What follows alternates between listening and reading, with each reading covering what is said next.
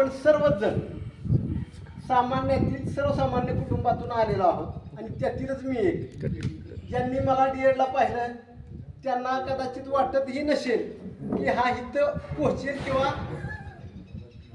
आणि मलाही तसं वाटत नव्हतं बरं का, खरं सांगतो.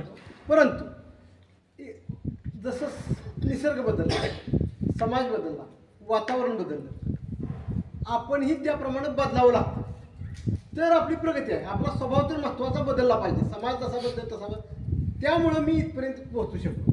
सरांचा माझा सांगला संपर्क त्यांना आठवत असेल मी डीएडचा कसा होतो ना आत्ता कसा आहे.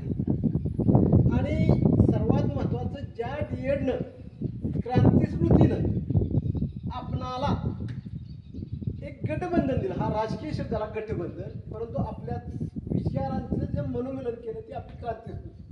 खरं तर आपल्या जीवनात या क्रांतीनं आपल्या जीवनात क्रांती केली आणि त्याची स्मृती म्हणून आज आपण इथं आलो. कारण तुम्ही सांगा त्यावेळी आपली अवस्था परिस्थिती, त्या हॉस्टेलमध्ये राहणं, बोलणं, बसणं, उठणं आणि आजचं राहणं, बोलणं, बसणं, उठणं याच्यात किती तफावत आहे. केवळ हे आपणाला सगळ्या ह्या क्रांतिस्मृतीनं इथपर्यंत पोहोचवलं. आणि आता इथं माझी कौटुंबिक पार्श्वभूमी सांगतो, क्रांतीची स्मृती. खरं तर डीएडला मी सर्वसामान्य ते अतिसामान्य विद्यार्थी. मलाही विश्वास म्हणजे आतून होता की आपण निश्चित घडायचं करायचं, परंतु पुढची परिस्थिती जाणवत नाही. माझ्या दोन्ही मुलांची लग्न झाली आहेत, मला जुळी मुलं आहेत, मुलगा मुलगी, आणि गेल्या वर्षीच लग्न झालं. आता 29 मेला मुलाचा मी ॲनिव्हर्सरी सेलिब्रेट केली. त्याची सुनबाई, माझी सुनबाई बी फार्मचं पहिलं वर्ष आता कंप्लीट होईल. आता तिथं 19 वर्ष पूर्ण आहे आणि तो डी फार्म झाला आहे, मेडिकल उमरजमध्ये चालू करून आहे. आणि माझी मुलगी BAMS कंप्लीट आहे, लायसन वगैरे सगळं आहे.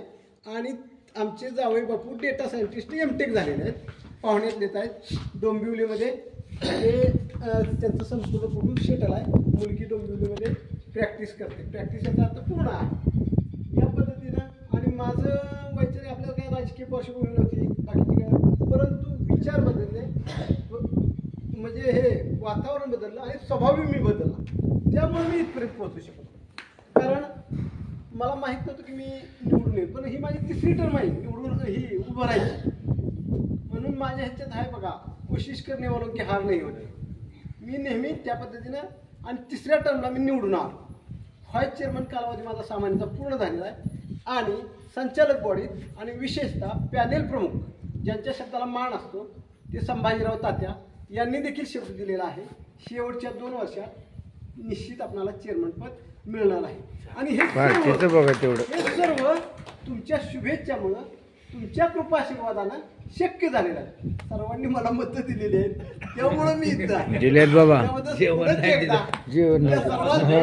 धन्यवाद, आभार मानतो.